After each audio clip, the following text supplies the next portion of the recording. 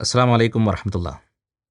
1847 സ്കോട്ട്ലാൻഡിൽ ജനിച്ച ഒരു ശാസ്ത്രജ്ഞനാണ് അലക്സാണ്ടർ ഗ്രഹാം ബെൽ.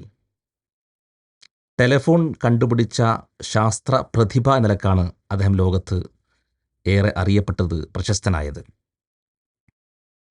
നീണ്ട ഗവേഷണങ്ങളുടെയും പ്രയത്നങ്ങളുടെയും ഫലമായി അദ്ദേഹം കണ്ടുപിടിച്ച ആ വലിയ ഉപകരണം ലോകത്ത് വലിയ മാറ്റങ്ങളുണ്ടാക്കി.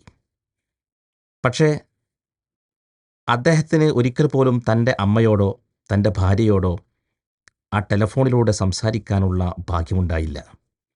കാരണം മറ്റൊന്നുമല്ല, അദ്ദേഹത്തിൻ്റെ അമ്മ ഒരു ബധിരയായിരുന്നു.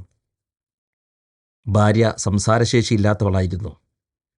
അതുകൊണ്ട് തന്നെ തൻ്റെ കഠിന പരിശ്രമ ഫലമായി കണ്ടുപിടിക്കപ്പെട്ട ഈ ഉപകരണം തൻ്റെ കുടുംബത്തിന് അത് ഉപയോഗപ്പെടുത്താൻ അദ്ദേഹത്തിന് അവസരമുണ്ടായില്ല. പക്ഷേ ലോകത്ത് അനേകം ആളുകൾക്ക് അദ്ദേഹത്തിൻ്റെ കണ്ടുപിടുത്തം ഉപകാരപ്പെട്ടു എന്നതാണ് നമുക്ക് മനസ്സിലാക്കാൻ കഴിയുന്നത്.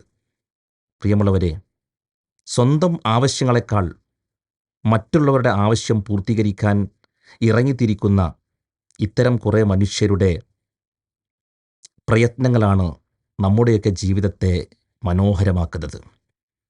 ജീവിതത്തിൽ നമുക്കുണ്ടാവേണ്ട നല്ല ശീലവും അതുതന്നെയാണ്. സ്വന്തം താൽപ്പര്യങ്ങളെക്കാൾ മറ്റുള്ളവരുടെ താൽപ്പര്യത്തിന് വേണ്ടി പ്രയത്നിക്കുക. പ്രവാചകൻ സല്ലല്ലാഹു അലൈഹി വസല്ലം പറഞ്ഞ ഒരു വാക്ക് ഇവിടെ ശ്രദ്ധേയമാണ്. വല്ലാഹു ഫി ഔനിൽ അബ്ദി മാ കാനൽ അബ്ദു ഫി ഔനി അഖിഹി. അള്ളാഹു ഒരു അടിമയെ, ഒരു മനുഷ്യനെ സഹായിച്ചു കൊണ്ടിരിക്കും. അവൻ തൻ്റെ സഹോദരനെ സഹായിക്കുന്ന കാലമത്രയും അള്ളാഹു അവനെ സഹായിച്ചു കൊണ്ടിരിക്കും. പ്രിയപ്പെട്ടവരെ, ജീവിതത്തിൽ മറ്റുള്ളവരുടെ വേദനകൾ അറിയാൻ, അതിന് പരിഹാരമുണ്ടാക്കാൻ, അവരുടെ ഭാരം ഇറക്കി വെക്കുവാൻ, അവർക്ക് വേണ്ടി ഇറങ്ങിത്തിരിക്കുവാൻ സമയം കണ്ടെത്തുക എന്നത് ഏറ്റവും പ്രധാനമാണ്. അത് കേവലം ഒരു മനുഷ്യ സേവനമല്ല, മറിച്ച് അതൊരു പുണ്യ പ്രവൃത്തിയായിട്ടാണ് ഇസ്ലാം പഠിപ്പിക്കുന്നത്. ഇത്തരം പുണ്യപ്രവർത്തനങ്ങളിൽ മുന്നേറുവാൻ, ശ്രദ്ധ കൊടുക്കുവാൻ നമുക്ക് കഴിയണം.